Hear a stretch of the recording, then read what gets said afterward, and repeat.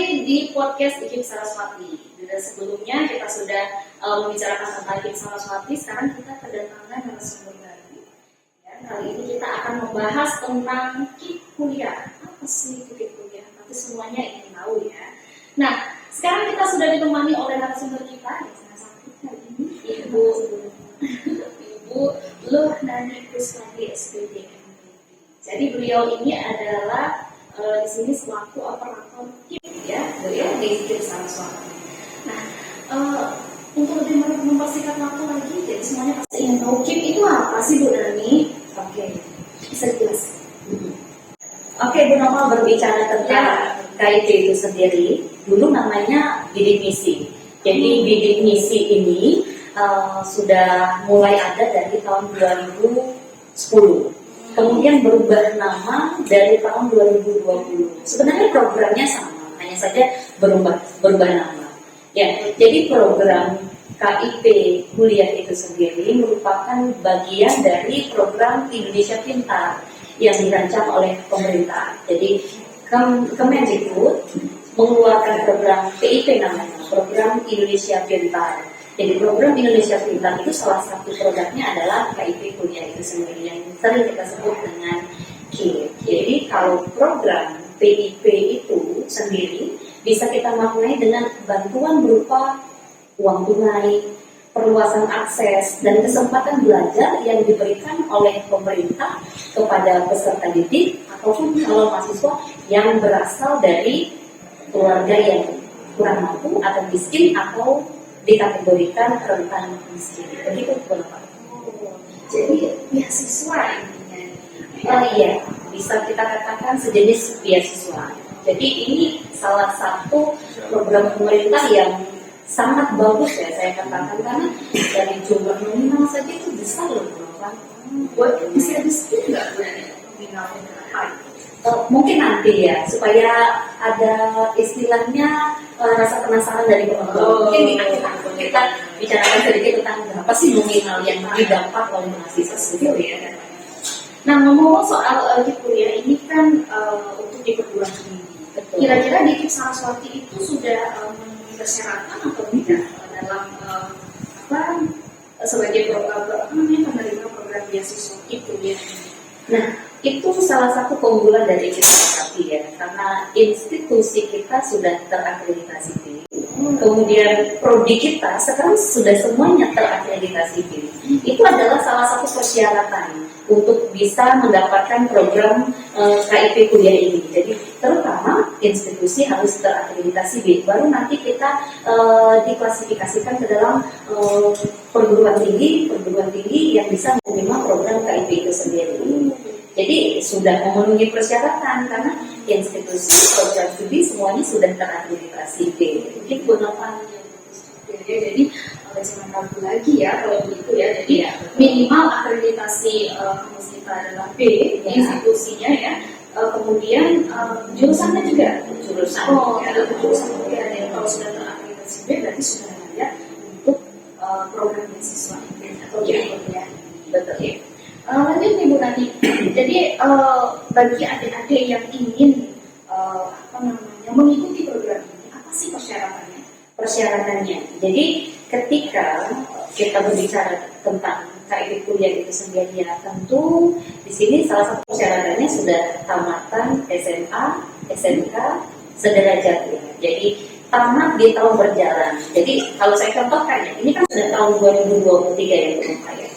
Jadi tamat di tahun ini dan boleh 2 tahun sebelum tahun ini. Jadi kalau sekarang KIP 2023 yang boleh mendaftar adalah peserta didik yang tamat pada tahun 2023, 2022 dan tamat pada tahun 2021 masih bisa mendapatkan kesempatan untuk ikut mendaftar kuliah di KIP Saraswati dan mendapatkan bantuan berupa KIP kuliah. Berarti 2 tahun kebelakang ya bisa. Nah itu persyaratan utamanya. Ada persyaratan lain nih. Terus bagaimana sih cara mendaftarnya? Ya, oke. Jadi selain terkait dengan tamatan yang bisa, ya. Jadi kalau misalnya tahun ini ingin kerja dulu, lanjutkan settle itu masih bisa ya, berbicara tentang yang tadi. Kemudian persyaratan-persyaratan yang lain.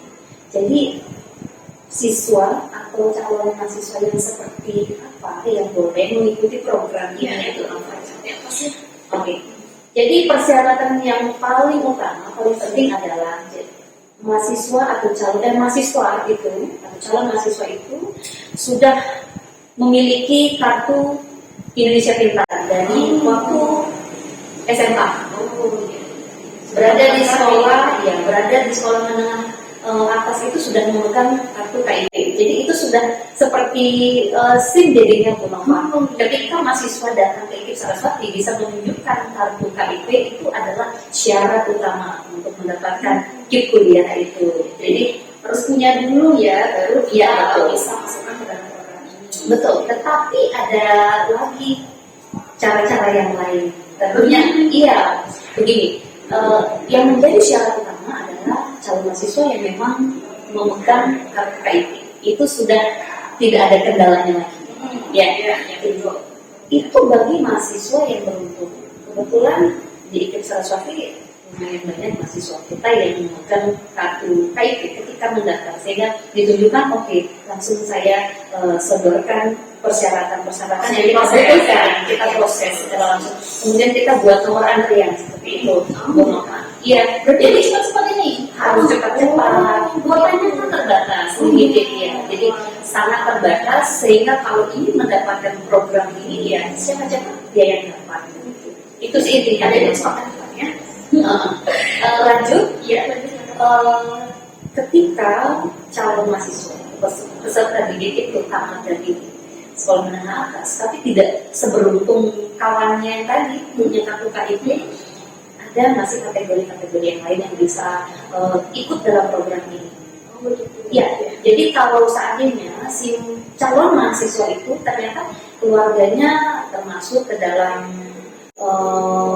keluarga kurang mampu yang bisa dibuktikan dengan memiliki kartu PKH, ada kartu PKH, kemudian ada kartu KKS, itu jaminan-jaminan sosial seperti itu, penerima raskin mungkin kalau kita kan dibalik kenal dengan istilah raskin itu jadi itu bisa walaupun tidak memegang kartu KIP masih juga tetap bisa kami calonkan sebagai calon penerima bantuan KIP harus ada ini kita pegang keterangan tersebut untuk bisa daftar walaupun tidak punya KIP atau tidak sempat mengurus KIP misalnya kemudian ada lagi kategori yang lain. Ketika kita tidak memegang KIP, PKH tidak pegang, tidak punya kartu KKS juga, tetapi kita bisa menunjukkan ID DTKS. Kalau ID DTKS itu adalah sebuah ID tentang data terpadu dari Kementerian Sosial. Jadi kalau kita bisa menunjukkan itu, kita minta di dinas sosial setempat, di sana akan dicari di database apakah keluarga ini memiliki ID DTKS atau tidak. Jadi ID DTKS itu juga sangat menentukan berhasil lolos atau tidaknya calon mahasiswa itu untuk mendapatkan program KIP. Begitu Bu Nova. Jadi masih banyak jalan masih banyak. Tapi pada intinya Bu Nova, ketika kita sudah punya kartu KIP itu sepertinya spesial karena ada beberapa berkas yang tidak perlu kita kumpulkan. Jika seandainya kartu KIP itu tidak ada pegang, tidak dikakui dengan kartu KIP itu, kita mendaftar KIP, mahasiswa itu harus mengumpulkan beberapa berkas. Salah satu contohnya adalah surat keterangan tidak mampu dari kepala desa, dinas setempat, begitu itu harus disertakan. Namun kalau sudah punya kartu KIP, yang itu bisa di skip, dilewati. Lumayan jadinya. Itu adalah persyaratan utama yang mempermudah kita untuk memperoleh KIP kuliah. Itu adalah syarat-syarat yang harus diketahui oleh adik-adik calon mahasiswa, siapa tahu nanti yang berminat datang di IKIP Saraswati terutama ingin mendapatkan beasiswa KIP kuliah tersebut. Kemudian ada lagi kategori yang lain, masih banyak kategori. Jadi ini sekali banyak cara untuk mendapatkan KIP ini sebenarnya. Betul sekali. Bagaimana Bu? Kalau mahasiswa yang dalam situasi kondisi tertentu, contohnya anak yatim, anak yang jatuh, anak yang berasal dari panti asuhan, itu juga menjadi salah satu prioritas kita untuk membantu mereka bisa mengenyam pendidikan sampai pada tingkat yang paling tinggi di perguruan tinggi. Memang mantap sebenarnya program pemerintah ini. Jadi bagi teman-teman ya, saudara-saudara mahasiswa yang mau mendaftar, kalau mahasiswa itu jangan ragu untuk mendaftar kuliah karena ada bantuannya. Jadi kalau aduh saya tidak punya biaya, aduh saya nanti tidak bisa bayar, ternyata ada cara lain ya. Masih bisa ada cara untuk mengenyam pendidikan yang lebih baik ya, untuk meningkatkan kualitas hidup ya. Betul, meningkatkan kecerdasan sehingga nanti mampu bersaing di dunia kerja. Nah, yang lainnya nih Bu Nani, setelah kita misalnya teman-teman yang calon mahasiswa sudah mendaftar, kemudian sudah diterima, itu keunggulannya apa sih, keunggulan apa sih yang didapatkan dari kuliah ini? Jadi salah satu keuntungan setelah mendapatkan, artinya setelah lolos dalam penetapan sebagai penerima KIP kuliah itu ya Bu Nova, ini luar biasa. Betul. Mahasiswa kita itu digratiskan biaya pendidikan. Ya, UKT itu sudah ditanggung. Ketika berbicara UKT itu sudah masuk ke rekening perguruan tinggi. Begitu. Jadi mahasiswa juga nanti membuat rekening sendiri. Saya saja selaku operator tidak pernah tahu dulu, kan harus menunggu mereka dulu. Mereka yang lebih tahu kapan cairnya, begitu. Kita bisa cek itu di laman. Tetapi secara apa namanya ya, karena mereka yang pegang, jadi kita tidak pernah tahu tentang bagaimana pengelolaan keuangan biaya hidup. Jadi begini, dalam KIP kuliah itu ada 2 jenis biaya yang diberikan oleh pemerintah melalui KIP, ada biaya pendidikan, ada biaya hidup. Kalau biaya pendidikan itu, ya UKT-nya yang ditanggung, sudah langsung masuk ke rekening kampus. Jadi mahasiswa tidak perlu lagi tarik uang di rekeningnya, bayar ke kampus, tidak perlu repot-repot. Karena sudah langsung masuk ke rekening kampus. Langsung auto debit. Iya, betul. Kemudian kalau dana hidupnya, biaya hidupnya itu masuk langsung juga ke rekening mahasiswa. Jadi kita tidak tahu menanggung. Ya, dipakai apa itu sudah, tapi saya sudah tekankan ketika di awal, tolong biaya hidup yang Anda dapatkan ini Anda manfaatkan sebaik mungkin. Kalau bisa ditabung karena nanti wisuda itu tidak masuk dalam tanggungan KIP. Itu sudah dianggap sebagai resepsi. Kalau kita seperti acara itu sudah acara tambah. Jadi tabung sedikit demi sedikit, nanti ketika wisuda jadinya tidak bingung lagi. Itu sudah didapat dari dana yang didapat dari biaya hidup sendiri. Kalau saya sampaikan ya, kalau berbicara tentang biaya pendidikan itu kan UKT. Ya, UKT itu apa sih sebenarnya? Uang kuliah tunggal ya. Uang kuliah. Iya betul. Jadi uang kuliah tunggal di sana sudah masuk semua biaya SKS, SPP dan sebagainya. Berapa misalnya uang kuliah tunggal kita di kampus itu sudah dibiayai oleh pemerintah. Kemudian biaya hidupnya, nah ini yang wajib ya. Kalau biaya uang kuliah tunggal itu kan kalau saya skip aja begitu ya, karena kan setiap kampus itu memiliki nominal yang berbeda-beda. Nah sekarang ke dana hidup juga berbeda-beda ya, karena kita letaknya di tabungan. Ini sedikit bocoran untuk adik-adik mahasiswa supaya tergiur dan termotivasi jadi cepat dapat. Iya, semakin cepat ya, siapa yang cepat dia dapat. Nanti kalau Anda dapat, Anda tahu jadinya ya berapa sih kira-kira uang yang masuk ke rekening saya ya, 4.500 gede lumayan. Satu semester itu berkala diberikan. Makanya saya katakan gunakan sebaik-baiknya, kalau bisa ditabung begitu. 4.800 dan itu dosen perguruan tinggi tidak mau tahu, silakan Anda pergunakan sebaik mungkin ya, untuk menunjang perkuliahan tentunya. 4.800 per semester. Nominalnya cukup besar. Cukup besar. Dan itu sangat-sangat cukup untuk biaya UKT di salah satu. Itu bukan uang UKT loh, bukan di luar. Uang UKT saya katakan sudah diberikan langsung ke perguruan tinggi. Kita tidak bingung-bingung lagi memikirkan yang namanya biaya kuliah. Itu hanya untuk hal mereka begitu. Jadi saya pilih jangan khawatir mahasiswa, Anda dapat di awal langsung beli HP baru dan sebagainya. Itu adalah tabungan untuk masa studi Anda selama 1 semester. Jadi terkait dengan keperluan perkuliahan Anda bisa gunakan biaya hidup itu. Saya katakan seperti itu, Bu Nova. Berarti 4.800.000 itu hanya untuk biaya hidup. Iya betul. Bukankah sudah ditanggung? Wah, nikmat apa yang kalian dustakan lagi ya dari bantuan pemerintah ini? Dari beberapa beasiswa yang saya tahu ini bagus sekali programnya. Ya sangat mantap. Kalau saya dari awal menjadi operatornya, waduh, andai saja ya waktu saya jalan kuliah ada program seperti ini itu ya, bahagianya minta ampun begitu loh, Bu Nova. Nah, kalau seandainya kita menikmati kuliah ini, itu jangka waktunya selama kita berkuliah. Artinya kalau 8 semester ya 8 semester diterima. Tapi Khusus untuk yang S1 jurusan pendidikan, ini kan saya khususkan ya supaya nanti enggak melenceng kanan dan ke kiri. Jadi kalau kita di dunia pendidikan di LPTK, jadi beasiswa PIP kuliah ini diberikan selama 8 semester sampai akhir full. 8 semester Iya, betul sekali. Tapi nanti kalau ada di mahasiswanya yang malah nakal dalam artian loncat sana loncat sini, lebih dari 8 semester itu sudah tidak bisa dirangkum lagi. Cukup sampai 8 semester. Jadi hanya ditanggung sampai 8 semester dapat studi atau 4 tahun Iya, betul. Kalau sampai tamat itu S1. Ya, saya kan tamat S1 ya, kecuali ada sesuatu dan lain. Iya, betul. Kalau lewat ya tidak dapat ampun. Jadi dijaga nanti ya.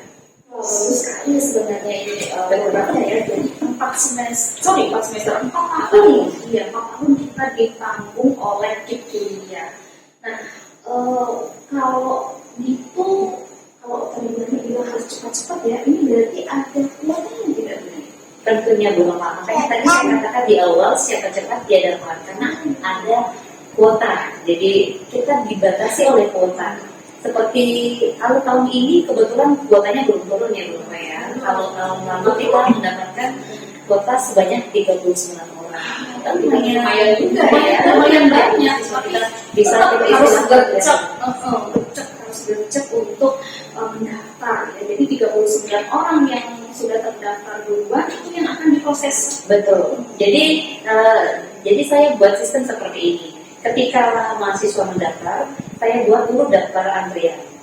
Jadi misalnya nanti kita dapat kuotanya 50 orang yang sudah dalam daftar antrian itu yang saya utamakan. Jadi misalnya ada yang ujuk-ujuk datang pengen daftar ternyata sudah memenuhi ya saya tolak, tidak bisa lagi karena kita berpatokan pada kuota yang kita dapat. Jadi adik-adik cepat ini yang gercep harus dapat mengurus KIP ini. Jadi ini sangat bermanfaat programnya. Nah, kebetulan ini besarnya manfaat ini ya, jadi dari kita ditanggung sampai 5 tahun ya, kurang lebih semester itu jika seandainya ada mahasiswa yang mungkin baru 2 semester kemudian berhenti atau sesuatu dan lain hal, kayaknya ini saya nggak cocok deh jurusan ini, saya mau berhenti aja, mau nikah aja gitu misalnya. Gimana? Ada konsekuensi yang akan ditanggung oleh mahasiswa tersebut? Betul. Jadi hal seperti itu sudah saya alami selama saya menjadi operator KIP. Ada. Berhenti di semester di akhir semester 1 ada. Kemudian di semester berikutnya juga ada. Berhenti karena menikah juga ada. Tentunya ada konsekuensi monofonam. Itu akan di-cut dari program KIP itu sendiri. Kalau dulu waktu masih istilahnya bidik misi itu bisa digantikan oleh mahasiswa yang lain yang masih berada dalam satu jurusan dan semester yang sama. Kalau sekarang itu masih sulit, masih belum bisa digantikan dalam program KIP kuliah ini. Jadi makanya saya selalu tekankan kepada mahasiswa dari awal ketika mendaftar, apakah niatan Anda ini benar betul-betul supaya nanti di tengah jalan cut begitu saja karena prosesnya begitu panjang. Saya selaku operator secara berkala melakukan laporan ke LLDT. Kalau saya di sini cukup ke LLDT, nanti ke LLDT yang ke pusat seperti itu. Jadi ketika pelaporan itu, sebelum pelaporan saya melakukan pemantauan secara berkala juga kepada ke fakultas, mengecek, memantau keaktifan mahasiswa itu sendiri. Jadi saya tanyakan, apakah di antara daftar penerima KIP ini ada yang sudah tidak aktif, baik menikah atau kabur itu, saya tanyakan. Setelah saya mendapatkan data itu, baru nanti saya melakukan laporan. Nah, jadi dari pelaporan itulah dijadikan sebagai pedoman oleh pihak pusat untuk apa? Untuk melakukan pencairannya. Jadi takut nanti kalau saya tidak lakukan proses seperti itu, orangnya sudah nikah, maksudnya sudah tidak ada ya, seperti malah dapat lagi dana begitu ya. Nanti itu ujung-ujungnya pihak kampus juga yang kena dan merugikan negara. Jadi ini nggak boleh main-main ya. Ya, jadi kalau kuliah fokus kuliah ya, jangan melakukan hal-hal yang lain ya, karena Anda itu sudah dibiayai oleh negara. Bahkan bukan hanya kuliahnya saja ya bilangnya, tapi biaya hidup juga dipakai. Iya, seperti itu Bu Nova. Hanya harus benar-benar tidak boleh macam-macam kalau sudah menjadi mahasiswa KIP kuliah. Tapi kalau misalnya pindah jurusan nih, walaupun masih dalam satu institusi yang sama, saya nggak cocok jurusan ini, saya mau jurusan ini, itu boleh nggak kan? Kebetulan saya pernah mengalami mahasiswa, iya, sekarang masih jadi mahasiswa kita. Tentunya konsekuensi ingin pindah jurusan adalah di-cut juga dari daftar penerima. Tidak bisa pindah jurusan, jadi harus tetapkan diri dari awal. Ingin jurusan apa? Ingin program studi seperti apa? Karena ketika saya input di dalam laman KIP-nya itu, nomor NIM-nya sudah tercantum. Kalau NIM itu kan dikeluarkan oleh program studi, jadi kalau seandainya dia pindah jurusan, otomatis NIM-nya juga terhapus. Pindah ya? Beda kan? Oh beda kode prodi. Jadi tidak bisa, kalau mau pindah jurusan berarti harus siap tidak bisa lagi menikmati yang namanya indahnya merasakan biaya bantuan dari biaya KIP itu. Kalau bisa dikatakan kuliah gratis, tinggal fokus aja kuliah dan mengangkat hati Anda untuk satu jurusan begitu.